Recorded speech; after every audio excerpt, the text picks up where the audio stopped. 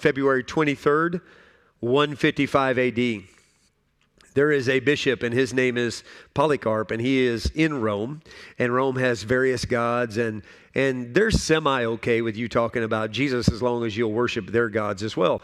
Well, Polycarp was not going to do that. He was not going to worship their gods at all, and he rejected their gods, and he preached Jesus as the only way, and that offended the Romans, and the Romans went and captured him and said, we're going to bring you into the stadium, and we're going to burn you to death. That's what we're going to do if you don't renounce Jesus. Now imagine being told, Gene, all you got to do is renounce Jesus, say he's a fake and a fraud, and that you will worship our gods as well, and you and Ruth can both go home.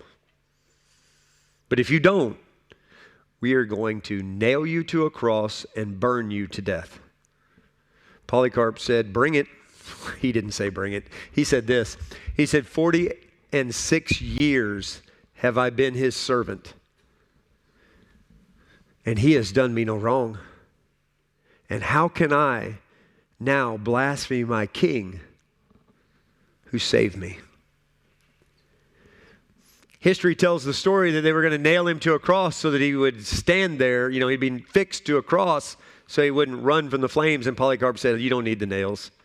I'm not going anywhere. And he stood there at that cross as the fires were lit. And history says the flames licked around him but never touched him.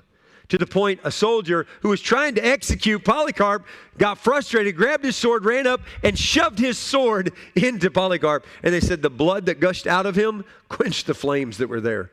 And he died. He died faithful. Why? Because he loved his life, not even unto death.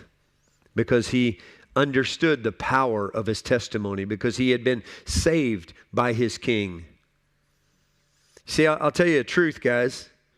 Authentic faith does not produce complacent Christians.